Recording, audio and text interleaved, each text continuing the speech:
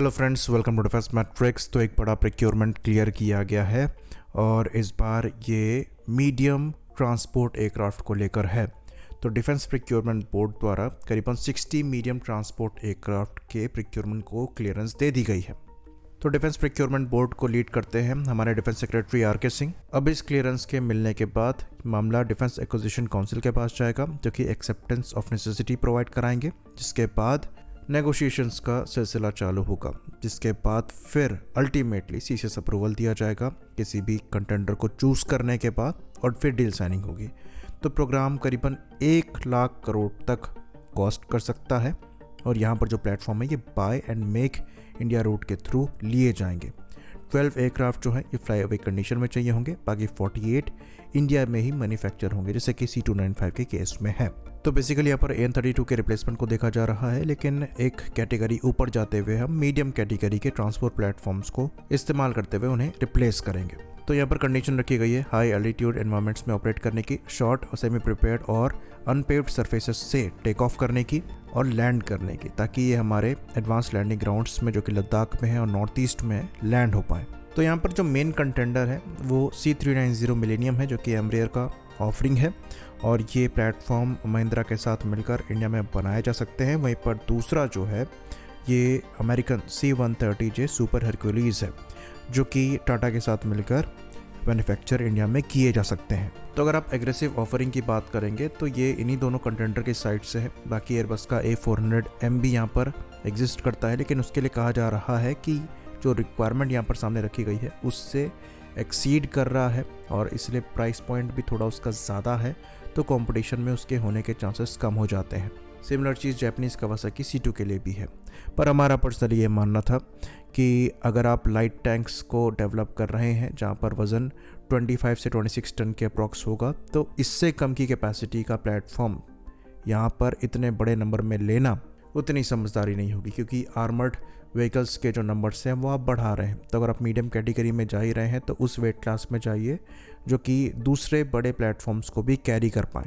Unfortunately हरक्यूलीज के साथ case ये है कि वो मैक्सिमम 20 टन के अराउंड पेलोड कैरी कर सकता है, जिसकी वजह से खाली स्ट्राइकर जैसे आर्मर्ड व्हीकल को वो कैरी कर पाएगा। तो अगर हम डोमेस्टिक टाटा वैब को कैरी करने की बात कहेंगे तो वहाँ पर जो हरक्यूलीज है वो फिट नहीं होता है। C390 जो रखी गई रिक्वायरमेंट है वहाँ पर एक अच्छा फिट है, 26 टन के अराउंड पेलोड वो कैरी करने में सक्षम है, साथ में काफ़ी ज़्यादा वर्सेटाइल भी है और एम्ब्रेयर की ऑफरिंग भी काफ़ी अच्छी है, प्राइस पॉइंट भी काफ़ी कॉम्पिटिटिव है और कैपेबिलिटी वाइज अगर देखा जाए तो हरक्यूलीज से थोड़ा सुपीरियर भी है, चाहे यहाँ पर हम मैक्सिमम रेंज की बात करें, स्पीड की बात करें या पेलोड कैपेसिटी की बात करें। तो अगर इसी कैटेगरी में लेना है तो C390 से बेटर कोई प्लेटफॉर्म नहीं है। ऑल्दो हरक्यूलीज को लेकर हमारे पास एक्सपीरियंस है, करीबन 12 के अराउंड ये प्लेटफॉर्म्स हम पहले ही ऑपरेट कर रहे हैं, पर जो 20 टन पेलोड कैरिंग कैपेसिटी है ये मॉडर्न मोबिलिटी रिक्वायरमेंट को देखते हुए थोड़ा रिस्ट्रिक्शन डालता है। बजट को देखते हुए और रिक्वायरमेंट को देखते हुए C390 बेस्ट है, लेकिन अगर बजट पुश हम कर सकते हैं तो एयरबस A400M परफॉर्मेंस वाइज सबसे सॉलिड प्लेटफॉर्म यहाँ पर होगा। आप उसे शॉर्ट रनवे पे टेक ऑफ लैंड दोनों करा सकते हैं, पेलोड कैपेसिटी बहुत अच्छी है, इवन मॉडर्न प्लेटफॉर्म्स जो हैं ये 40 टन तक पेलोड कैरी कर पा रहे हैं, जो कि पुराने IL-76 की मैक्सिमम पेलोड कैपेसिटी थी। तो ऑलमोस्ट जितने भी आपके आर्मर्ड प्लेटफॉर्म्स आप बना रहे हैं वो सब ये कैरी करने में सक्षम होंगे, लाइकली फॉरवर्ड बेसिस पर डिप्लॉय करने में भी सक्षम होंगे। तो जो रिक्वायरमेंट एग्जिस्ट कर रही है क्विक डिप्लॉयमेंट की, जैसा कि हमने गलवान क्लैश के दौरान चाइना की साइड से देखा था, उस चीज़ के लिए जो एयरबस A400M है ये परफेक्ट प्लेटफॉर्म है। लेकिन अगर आप 60 के अराउंड इनको परचेस करने जाएंगे तो ये बहुत ज़्यादा एक्सपेंसिव हो जाएगा, लाइकली जो बजट यहाँ पर रखा जा रहा है वो काफ़ी ज़्यादा ओवरशूट हो जाएगा।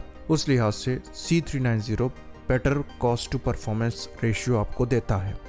तो यहाँ पर ये चीज़ करी जा सकती है कि 80 के अराउंड पहले रिक्वायरमेंट बताई जा रही थी MTA की, उसमें 60 के लिए अभी क्लियरेंस दिया गया है। तो जो बचे 20 हैं वहाँ पर अगर हम कैपेबिलिटी बूस्ट करते हुए एक नॉच ऊपर जाकर A400M और कावासाकी C2 को इवैल्यूएट करते हुए चॉइस बनाए तो वो एक अच्छा डिसीजन हो सकता है, क्योंकि IL-76 आपके जो हैं ये ऑलमोस्ट रिटायर होने की कगार पर हैं और आपको इनको रिटायर करना पड़ेगा, क्योंकि अवेलेबिलिटी रेट इनका बहुत पुअर हो चुका है। और C-17 ग्लोबमास्टर्स जो कि आपको और परचेस करने चाहिए थे अब वो अवेलेबल नहीं है। तो ऑप्शन आपके पास ज़्यादा नहीं है। अच्छी बात यह है कि AN32 के रिप्लेसमेंट को लेकर अब यहाँ पर प्रोग्रेस करी जा रही है, जो कि लॉन्ग ओवरड्यू है। होपफुली इस ईयर के एंड से पहले चॉइस बना ली जाए और सीसीएस अप्रूवल कम से कम नेक्स्ट ईयर मिल जाए और डील साइन हो जाए, क्योंकि उसके बाद भी पहला एयरक्राफ्ट मिलने में करीबन 3 साल का समय लगेगा। तो 2030 तक आपको AN32 का रिप्लेसमेंट मिल जाए, ये बहुत ज़रूरी है, क्योंकि ये प्लेटफॉर्म भी बहुत पुराने हो चुके हैं। आई होप इन्फॉर्मेशन यहाँ पर क्लियर रही हो। इसी बात पर इस वीडियो को हम ख़त्म करेंगे। लाइक करिए, सब्सक्राइब करिए। जय हिंद।